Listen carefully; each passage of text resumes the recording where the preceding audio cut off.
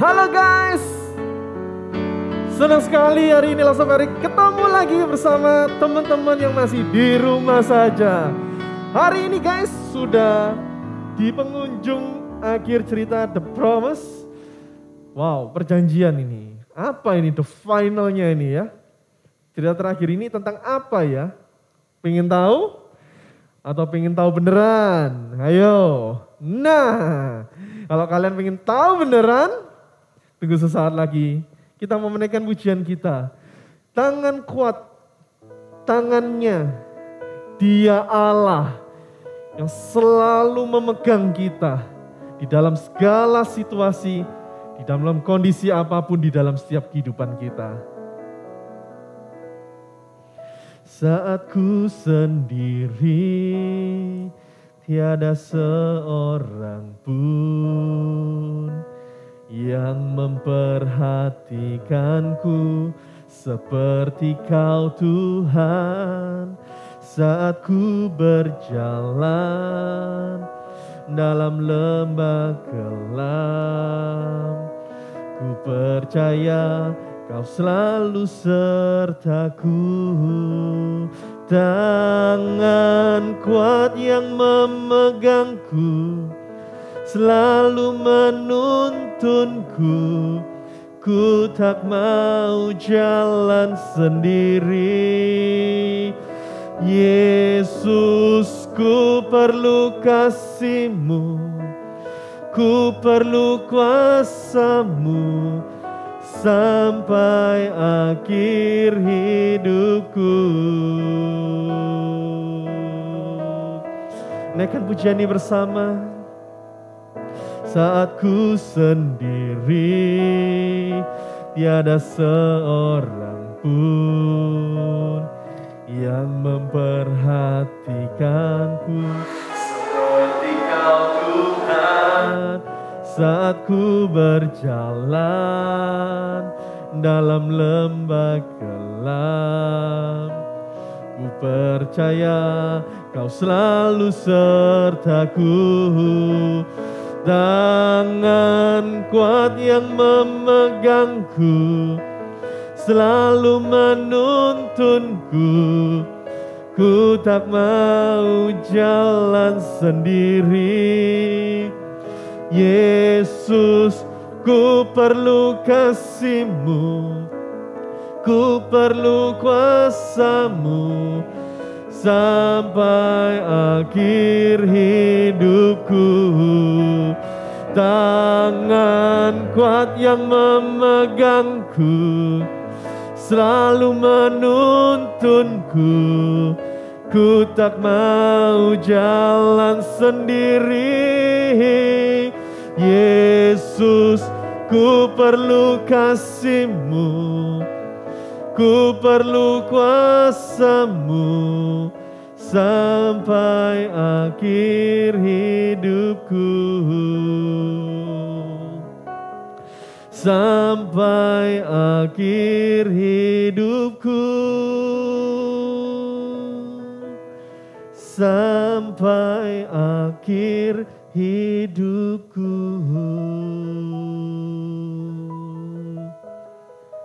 Tuhan, kami percaya, biarlah tangan kuat-Mu Tuhan, yang boleh selalu menuntun kami, boleh selalu menolong kami, di dalam segala keadaan, di dalam situasi apapun yang boleh kami alami di dalam dunia ini. Kami mau percaya, kami mau tetap taat kepada Engkau Tuhan. Dan kami mau menyerahkan Tuhan, ibadah pada pagi hari ini ke dalam tangan kasih setia Tuhan. Kiranya Tuhan sendiri boleh menolong dan menyertai setiap kami. Ini doa seruan kami Tuhan. Di dalam nama Tuhan Yesus kita syukur dan berdoa. Amin. Oke guys, bagaimana kabar kalian? Baik, baik. Luar biasa. Yes, yes. Hore, itu kalau di kelas kecil ya. Kalau kalian gimana guys, kabarnya baik? Puji Tuhan. Hari ini kita mau nyanyi satu lagu ya. Mungkin ini terakhir kalinya kita nyanyi di serial The Promise ya. Lagu theme song kita. Masih ingat? kita pujian ini sama-sama ya. Dengan penuh sukacita. Tuhan memberi janji yang indah, namun jalan ke sana tak mudah. Jalan setiap saat, senang atau susah, percayalah. Percayalah, bukan hanya pada apa yang bisa dilihat. Percayalah pada janji Allah, percayalah pada Allah. Sekali lagi, Tuhan memberi janji yang indah, namun jalan ke sana haruslah taat. Jangan setiap saat, senang atau susah, taatilah. Taatlah, taatlah, bukan hanya pada apa yang bisa dilihat. Percayalah pada janji Allah, percayalah pada Allah. Sekali lagi katakan, Tuhan memberi janji yang indah, namun jalan ke sana tak mudah. Jalan setiap saat, senang atau susah, percayalah. Percayalah, percayalah, bukan hanya pada apa yang bisa dilihat.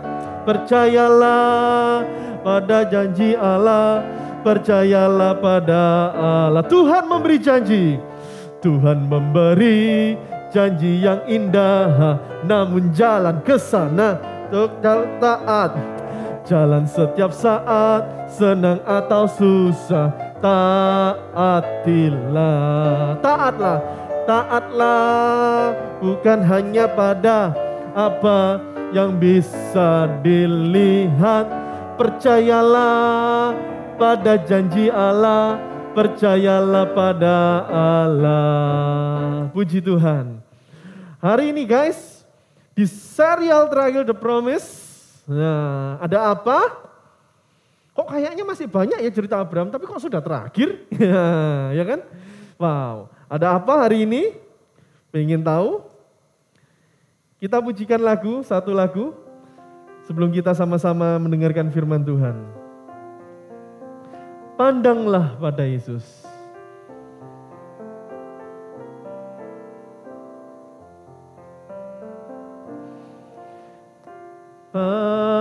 Pandanglah pada Yesus, pandanglah wajah mulianya. Di dalam terang kemuliaannya, dunia akan menjadi hampa. Percaya. Pandanglah pada Yesus, pandanglah wajah mulianya. Di dalam terang kemuliaannya, dunia akan menjadi hampa. Turn your eyes upon Jesus. Turn your eyes upon Jesus. Look full in His wonderful face, and the King of all will grow strongly dim in the light of His glory and grace. Turn you up, Jesus. Turn your eyes upon Jesus. Look full in His wonderful face, and the King of all will grow strongly dim in the light of His glory and grace. In the light of His glory and grace. Tuhan Ajar kami, untuk kami selalu percaya kepada Engkau Tuhan. Kami selalu memandang wajah-Mu Tuhan. Dan kami mau menyerahkan seluruh kehidupan kami ke dalam tangan kasih penyertaan-Mu Tuhan. Mungkin kadang susah, kadang sulit Tuhan. Tapi kami mau percaya dan kami mau taat. Agar kami boleh menjadi anak-anak Tuhan yang selalu teguh imannya. Selalu kuat menghadapi tantangan zaman hari ini. Terima kasih Tuhan. Di dalam nama Tuhan Yesus kami sudah berdoa. Amin.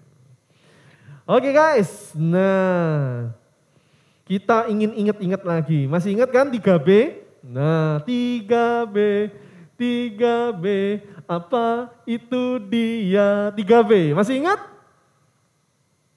Bumi, bangsa, dan berkat. Good, mantap. Ya. Nah, kita mau ingat-ingat di pelajaran pertama itu Abraham ya dipanggil keluar dari tanah Ur dan diberikan janji 3B tadi. Ya. Terus kemudian di minggu selanjutnya kita belajar tentang ujian pertamanya Bapak Abraham. Ya. Dia ke Mesir, masih ingat kan cerita tentang Firaun itu, ya kan? Terus kemudian di minggu selanjutnya ternak banyak, harta benda banyak mengalami kesusahan, kesulitan. Nah, dia berpisah sama Lot. Dan janji Allah kembali diulang tentang 3B tadi. Oke, terus minggu selanjutnya kita belajar tentang perjanjian Allah dengan Abraham. Masih ingat mengalahkan 4 raja Kanaan? Nah itu dia, sip, mantap. Janji Allah diteguhkan lagi, diingatkan lagi 3B-nya. Ya. Jadi diulang lagi, diberikan peneguhan lagi, penguatan lagi tentang janjinya. Terakhir minggu lalu, nah masih ingat kan? Masih dong, masih fresh. Minggu lalu kita belajar tentang Ismail. Nah, oh iya, alternatif.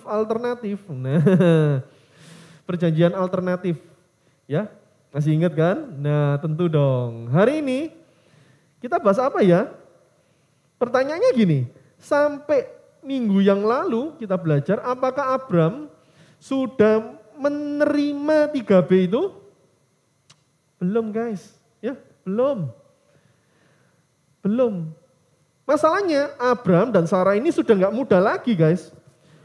Jadinya sudah jadi emak dan engkong. Ya kan usianya udah ratusan, 100, hampir 100 gitu ya. Sudah jadi emak dan engkong.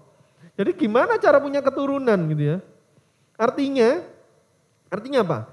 Artinya untuk memperoleh seorang anak itu sudah mustahil guys, alias 0%. Ya, 0%. Hanya mujizat aja yang bisa membuat Abraham dan Sarah ini benar-benar bisa punya anak. Mengandung dan melahirkan seorang anak guys. Pertanyaan gini, bagaimana kehidupan Abraham? Nah, ayo kita mau sama-sama lihat. Setelah kelahiran Ismail, di minggu lalu kita sudah belajar sama-sama, Allah itu mengulang kembali janjinya kepada Abraham. Dan sekarang ini namanya itu juga diganti sama Allah.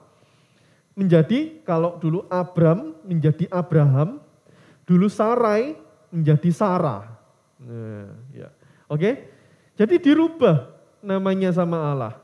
Kita mau lihat sama-sama Kejadian 18 ayat 1 hingga ayat ke-15. Ya, hari ini kita banyak baca-baca, tapi kita nggak baca semua karena durasi. Ya. Oke, nah di Kejadian pasal 18 ayat 1 sampai 15, nanti kalian boleh baca sendiri di rumah. Ya, di sini dijelaskan ada 3 orang gitu ya menemui Abraham di Mamre. Ya, Abraham menjamu mereka. Dan Abraham itu pas tahu dengan persis bahwa 3 orang ini merupakan utusan dari Allah. Lalu janji Allah diulang lagi kepada Abraham. Ya. Saudara akan bacakan ayat yang ke-10. Dikatakan, dan firman-Nya sesungguhnya aku akan kembali tahun depan mendapatkan engkau pada waktu itu. Itulah Sarah istrimu akan mempunyai seorang anak laki-laki dan Sarah mendengarkan pada pintu kemah yang di belakangnya. Jadi 3 orang ini ngomong bahwa tahun depan Abraham itu punya anak. Hah? Syok kan kalau jadi Abraham? Ya kan? Bingung kan? Di sini kerennya Tuhan. Ya, kerennya Allah itu di sini guys. Kok bisa? Dijanjikan waktunya pas, gitu ya. Pas, on time. Tahun depan gitu ya, dijanji tahun depan. Jadi keren banget gitu ya. Wah, sudah mati haid, sudah gak mungkin punya anak, tapi dijanji tahun depan gua kembali, lu punya anak. Ya, tahun depan. Tapi dia pikir-pikir 1 tahun cepet gak ya? Hari ini cepet gitu ya. Berlalu begitu saja. Di ayat yang ke-14 dikatakan, adakah sesuatu apapun yang mustahil untuk Tuhan? Pada waktu yang telah ditetapkan itu tahun depan, aku akan kembali mendapatkan engkau dan pada waktu itulah Sarah mempunyai seorang anak laki-laki. Dan jelas guys, tahun depan punya anak laki-laki. Loh jelas ya, jenis kelaminnya disebutin juga. Laki-laki, bukan perempuan, laki-laki. Ya, dan benar, ya. Di Kejadian 21 kita lompat. Nah, di Kejadian 21 diceritakan tentang kelahiran Ishak. Nah, perikopnya Ishak lahir. Nanti kalian juga boleh baca di rumah, ya. Nah, ketika Ishak lahir, si anaknya Abraham ini dari ibu Sarah, umurnya Abraham itu guys 100 tahun dan Sarah umurnya 90 tahun. Bayangin guys, mak-mak engkong punya anak gitu ya. Gendong itu lucu gitu ya kayaknya ya. Bayangin kalian punya emak atau engkong yang masih hidup gitu ya. Gendong bayi itu anaknya guys, bukan cucu ya. Itu anaknya, lucu enggak? Lucu ya. Kalau saudara bayangin, waduh bisa ya, kok bisa ya kan gitu. Begini kok bisa. Dan pertanyaannya gini, ada kemungkinan enggak mujizat, ini kan mengalami suatu mujizat, bisa terulang kembali guys? Jawabannya enggak mungkin, karena apa? Karena ini benar-benar mujizat. 1 of a million gitu ya, 1 dari jutaan gitu ya, mujizat. Ya, ini satu-satunya. Keren banget gitu ya. Kalau Allah itu berjanji, yang perlu kita lakukan apa guys? Tetaplah taat. Ya, tetaplah taat. Pertanyaan gini, kalau kita jadi Bapak Abraham dan Ibu Sarah, seneng nggak? Oh, seneng banget. Nggak seneng toh, ya, tapi seneng banget. Ya, seneng banget. Setelah bayangin, dikasih janji umur 75, 25 tahun nunggu nih ya guys, 25 tahun itu bukan waktu yang, oh besok ya, oh tahun depan enggak, 25 tahun baru digenapi janjinya. Ya. Jadi akhirnya itu kalau kita melihat Abraham itu benar-benar melihat dan menggendong anaknya sendiri yang menjadi cikal bakal dari sebuah bangsa yang besar guys. Ya, Tuhan janjikan apa? Anakmu sendiri, ya, anakmu sendiri, bukan anak dari orang lain, anakmu sendiri. Sudah? Cukup? Tentunya masih belum. Iman Abraham itu diuji kembali guys. Iman Abraham diuji kembali.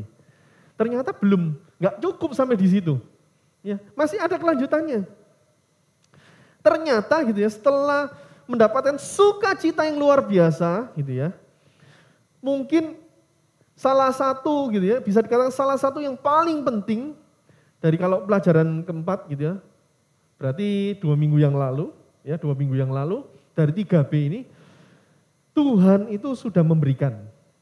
Nah, di pasal kita mau lanjut. Di Kejadian, nanti kalian juga boleh baca di rumah ya. Kejadian pasal 22 ayatnya yang pertama hingga ayat yang ke-19. Kalian nanti boleh baca di rumah juga secara lengkap ya. Hari ini kita banyak buka-buka Alkitab nih guys. Nah, Saudara akan baca sepintas-pintas, sebagian-sebagian untuk supaya lebih cepat. Nah, di Kejadian Pasal 22 ayat pertama sampai kedua, langsung akan bacakan. Setelah semuanya itu Allah mencoba Abram. Ia berfirman kepadanya, Abraham, lalu sahutnya, ya Tuhan. Firman-Nya, ambillah anakmu yang tunggal itu, yang engkau kasihi, yakni Ishak, pergilah ke tanah Moria, dan persembahkanlah dia di sana sebagai korban bakaran pada salah satu gunung yang akan kukatakan kepadamu. Wow guys, wow. Wownya kenapa guys? Ini serius tak Tuhan ini? Tak Tuhan ini guyonan? Atau Tuhan ini lagi main-main nih sama Abraham? Kayak bohongi anak kecil deh ya. Nanti kamu tak kasih permen ya, nurut. Oh iya aku mau nurut. Sudah nurut, gak dikasih permen. Kan biasanya gitu ya, kalau kita dulu waktu kecil kan kadang juga digituin kan, sama papa mama kita. Pernah mengalami? Ya, ayo yang nurut, nanti tak beliin es krim. Nah, Lasoverik pun juga, tapi Lasoverik berusaha untuk memberikan kalau sudah janji, ya kan. Oh nah nurut tak kasih es krim, mau tau es krim? Mau. Nah yang nurut, yang taat gitu ya. Kayaknya lucu gitu ya. Tuhan itu sudah memberikan 25 tahun nunggu dikasih anak. Tapi Tuhan ngomong bawa anakmu ke Moria, ke Gunung Moria. Untuk apa? Dikorbankan. Loh, ini konyol loh Tuhan ini. Itu konyol loh, aneh loh Tuhan ini. Ya kan kalau kita mikir kan gitu. Aneh-aneh loh Tuhan ini. Halah Tuhan, tau gitu ya gak usah kayak anak. Kan repot-repot. Terus dikasih anak, lah disuruh ngorbanin lagi. Maksudmu apa tuh Tuhan? Kan gitu kalau kita jadi manusia kan gitu. Maksudmu ini apa sih? Kok bingung aku ini? Kalau kita lihat tuh aneh banget. Nah kita lihat pasal ayat ketiga dan yang keempat. Responnya Abraham apa? Keesokan harinya pagi-pagi bangunlah Abraham. Ia memasang pelana keledainya dan memanggil 2 orang bujangnya beserta Ishak anaknya. Ia membelah juga kayu untuk korban bakaran itu. Lalu berangkatlah ia dan pergi ke tempat yang dikatakan Allah kepadanya. Jadi responnya Abraham apa? Abraham gak berdebat. Kalau kita lihat, ingat cerita tentang Sodom dan Gomora, kita lewat nih ya. Sodom dan Gomora gak diceritain. Ya, tapi ketika kita ingat cerita Sodom dan Gomora, Abraham tuh negosiasi. Sampai titik darah penghabisan. Turun sampai oke. Nah ada Tuhan. Iya wes Abraham, ada, gak tak hancurin kotanya, sampai gitu kan. Kalau bayangin nih keren ya Abraham ini bisa ngomong-ngomong sama Tuhan Allah gitu ya. Hubungannya begitu sangat dekat eratnya gitu, sampai bisa ngobrol. Kayak ngobrol sama temen gitu. Lu mau nego berapa? 50%. Oke. Beneran ya? Iya. Setelah 50% lagi dong. Iya wes, 50 buat kamu. Karena kamu, wes, iya, oke. Gitu ya. Tetapi di kasus ini, Abraham tidak berdebat, enggak melakukan negosiasi guys. Enggak tawar-menawar. Dan Abraham enggak pakai ngomong, langsung pergi. Kerennya gitu ya, ini bos. Abraham itu, bapak Abraham itu bos. Dia mempersiapkan semuanya sendiri, enggak nyuruh pembantunya, enggak nyuruh bujangnya. Dia mempersiapkan semuanya itu malah sendiri. Kayak bener-bener gitu loh, niat gitu loh. Wes tak serakno, tak kurbanno anakku gitu ya. Ya tak kurbanno, masang pelana sendiri, nyiapin kayu dan sebagainya, nyiapin sendiri, siapin semua. Ya di ayat yang 3, 4 yang barusan kita sudah baca. Semua dipersiapkan. Kalau kita jadi papa gitu ya, bayangin kita jadi papa, disuruh mengorbankan anaknya, perasaan kita apa? Kalau Safari dikduk gitu ya, mati kan ya. Gak, ya mau perasaan mengorbankan anak sendiri gitu ya. Bayangkan aja, apalagi Bapak Abraham ini menunggu anaknya ini 25 tahun, sudah lahir ya, terus disuruh mengorbankan. Kita mau lihat di ayat yang ke-7 dan ayat ke-8. Lalu berkatalah Ishak kepada Abraham ayahnya, Bapa, sahut Abraham, ya anakku, bertanyalah ia, di sini sudah ada api dan kayu, tetapi di manakah anak domba untuk korban bakaran itu? Sahut Abraham, Allah yang akan menyediakan anak domba untuk korban bakaran baginya anakku. Demikianlah keduanya berjalan bersama-sama. Miris gak perasaannya jadi bapak gitu ya. Tahu gitu loh, Abraham tahu kalau lu itu nanti yang tak korbanin. Tapi anaknya tanya loh, "Pa, ini semua siap loh, ada kayu, api, semua siap. Loh terus dombanya mana? Oh enggak ada." Kalau kita jadi papa ngomong, "Ya kamu nak jadi dombanya." "Apa kau bilang?" Kan gitu ya nanti kan. "Apa kau bilang?" "Gua." Lari anak. Ini zaman now gitu. Gak mau. Tapi Abraham gitu ya, Abraham dengan perkataan iman, kalau Severik boleh ngomong gitu ya, dikatakan Allah yang akan menyediakan anak domba untuk korban bakaran baginya, anakku. Ngomongnya gitu, keren gitu ya. Dengan bijaksana banget ngomongnya gitu ya. Aduh, kalau Severik bayangin jadi Papa Abraham, waduh gak kuat kayaknya, imannya itu belum kuat banget gitu ya, belum kuat. Siapa yang dikorbanin? "Kamu nak jadi kambing mbak." gitu ya. Aduh, susah ya, susah. Tetapi Abraham tetap berjalan sampai kepada tujuan di atas Gunung Moria. Di ayat yang ke-9 dan 10 dikatakan, sampailah mereka ke tempat yang dikatakan Allah kepadanya. Lalu Abraham mendirikan mezbah di situ, disusunnya kayu, diikatnya Ishak anaknya itu, dan diletakkannya di mezbah itu di atas kayu api. Sesudah itu Abraham mengulurkan tangannya lalu mengambil pisau untuk menyembelih anaknya. Kalau kita jadi Ishak ya tanya, "Loh Pak, aku kok ditaruh di atas kayu ini lapo? Ngapain?" gitu loh. Katanya nanti Allah menyediakan. Terus ngapain gua ditidurin di sini? Emangnya aku saya mau disembelih? Kalau kita jadi Ishak kan gitu tanya. Tapi ya gak dikatakan di dalam Alkitab, gak diceritakan tentang itu gitu ya. Ishak ya nurut-nurut aja, mungkin karena bapaknya gitu ya. Ini ayahnya, papanya sendiri ya, disuruh apa? "Ya oke, ya Pak. Oke Pak, siap Pak," gitu ya. Jadi ya gak repot-repot. Nah, yang kalau kita lihat sama-sama guys. Ketika Abraham sudah mengikat Ishak dan Ishak nurut aja, Abraham benar-benar melakukan sesuai yang Tuhan perintahkan. Apa yang terjadi?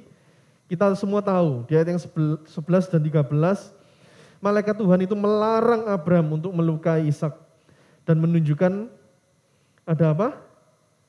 Ada korban yang menggantikan Ishak anaknya. Guys, yang paling indah kalau tadi lihat ketika Abraham ingin mengorbankan Ishak, ya, firman Tuhan lewat malaikat dikatakan ayat yang ke-12. Lalu ia berfirman, "Jangan bunuh anak itu dan jangan kau apa-apakan dia. Sebab telah ku ketahui sekarang bahwa engkau takut akan Allah dan engkau tidak segan-segan untuk menyerahkan anakmu yang tunggal kepadaku." Ayat ke-16 sampai 18 katanya, "Aku bersumpah demi diriku sendiri, demikianlah firman Tuhan. Karena engkau telah berbuat demikian dan engkau tidak segan-segan untuk menyerahkan anakmu yang tunggal kepadaku, maka aku akan memberkati engkau berlimpah-limpah dan membuat keturunanmu sangat banyak seperti bintang di langit dan seperti pasir di tepi laut. Dan keturunanmu itu akan menduduki kota-kota musuh. Oleh keturunanmu lah semua bangsa di bumi akan mendapat berkat. Karena engkau mendengarkan firman-Mu." Gak gampang guys. Ya, gak gampang. Kita gak gampang juga melihat pergumulan hatinya Abraham ini guys. Sudah ditunggu lama sekali. Dan kalau pertanyaan, kalau Ishak benar-benar mati jadi dikurbanin gitu ya. Mungkin enggak akan ada mujizat kelahiran lagi, anak kedua gitu ya. Anak ajaib gitu ya. Ya. Mungkin enggak? Ya kalau dilihat ya enggak mungkin, tapi bagi Allah tidak ada yang mustahil. Ya. Tapi Tuhan itu mengambil janjinya itu. Dan dengan kata lain apa? Tuhan itu enggak PHP guys, ya. Enggak PHP tingkat tinggi. Jadi Tuhan benar-benar menggenapi janjinya. Tapi Tuhan ingin melihat hatinya Abraham. Hati Abraham benar sungguh-sungguh enggak sih? Bersandar kepada Allah. Tidak bersandar dengan pengertiannya sendiri. Kalau mikir pengertian sendiri, ya enggak, aneh kok Tuhan ini. Loh terus aku punya keturunan bangsa besar ya apa lek enggak punya anak. Wes enggak usah aneh-anehan tuh Tuhan ini aneh-aneh kok. Kan gitu kalau enggak nurut. Tetapi enggak. Abraham memilih untuk taat dan setia. Bukan takut. Kalau bahasa Perancisnya itu wedi. Ya, enggak wedi-wedien.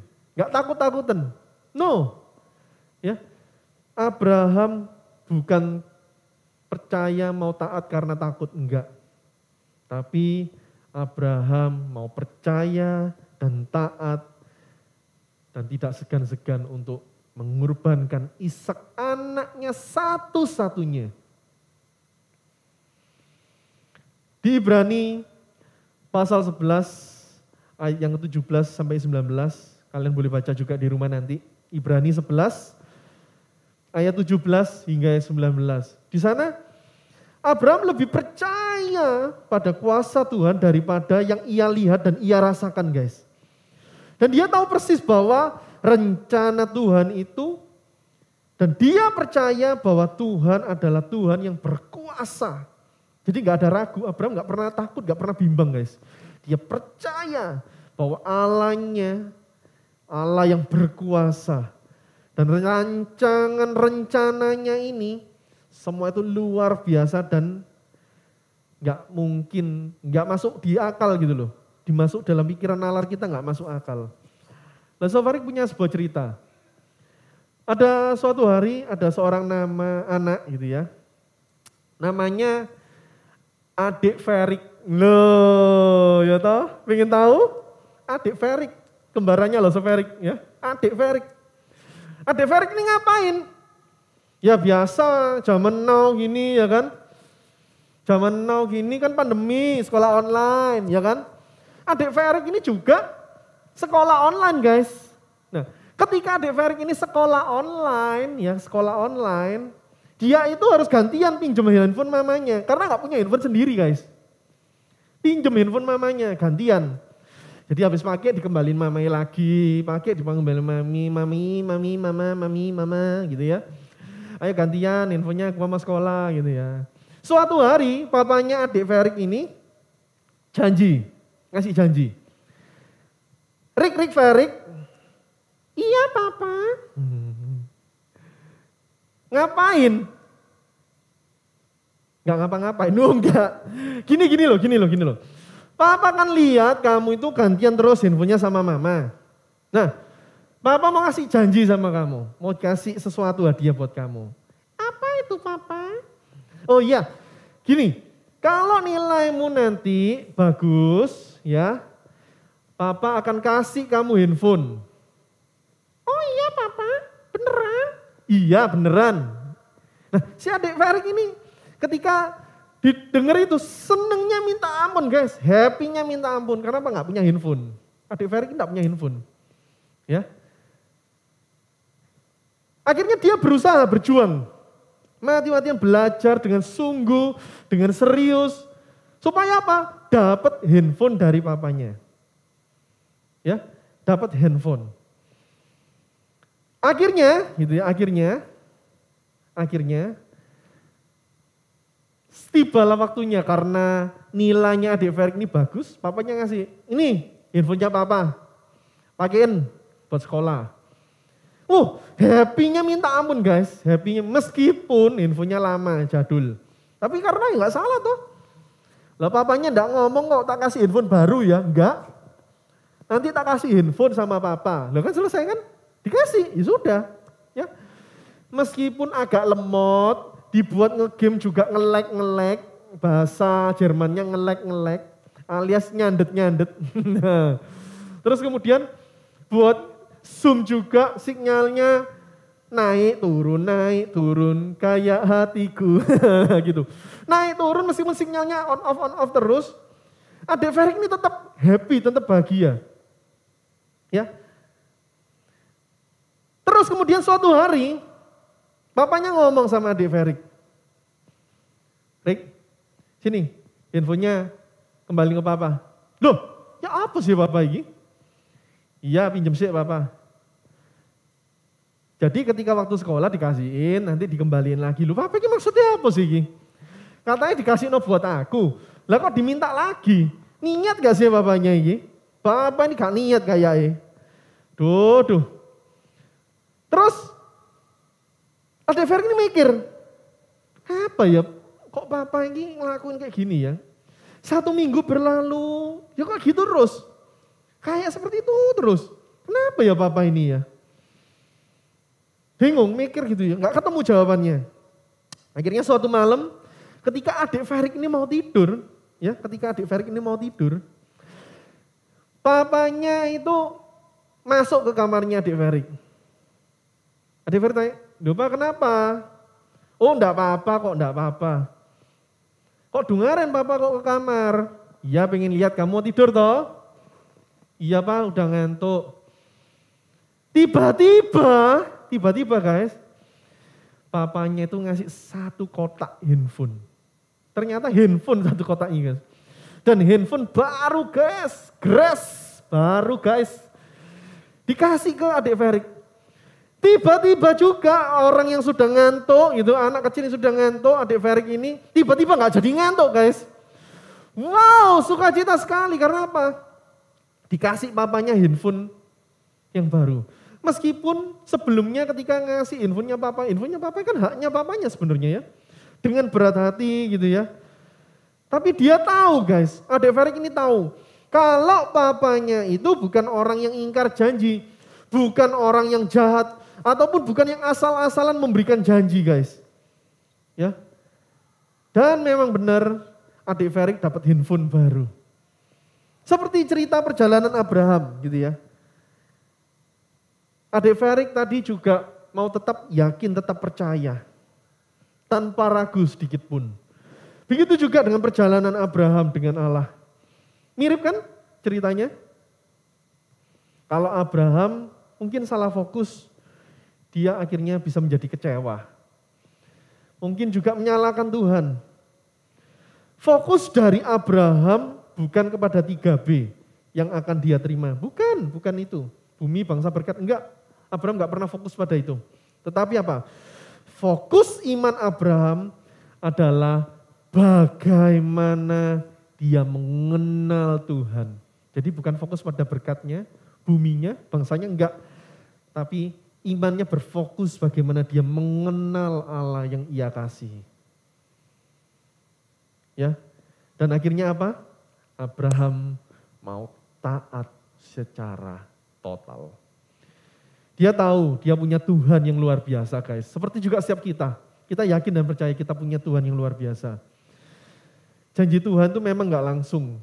Ya. Apakah Abraham kecewa? Marah? Berontak? Enggak. Tapi dia tetap mau taat. Apa sih inti dari perjalanan iman Abraham? Dia mau percaya sepenuhnya dan taat seutuhnya. Memandang, ketika kita boleh memandang sang pemberi janji. Boleh menolong setiap kita untuk melihat dengan perspektif iman, dengan kacamata iman kita. Seperti pujian yang tadi kita boleh nyanyikan. Pandanglah pada Yesus, pandanglah wajahnya yang mulia.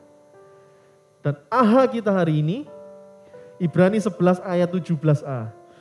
Karena iman apakah Abraham tatkala ia dicobai mempersembahkan Ishak. Dengan iman guys. Bagaimana iman teman-teman semua yang ada di rumah? Menjadi respon setiap kita. Kita menaikkan pujian ini bersama.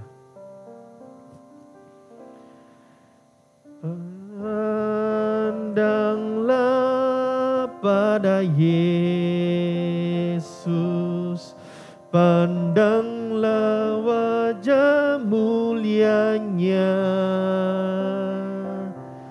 di dalam terang kemuliaannya. Dunia akan menjadi hampa. Naikkan pujian ini bersama. Pandanglah pada Yesus, Pandanglah wajah mulianya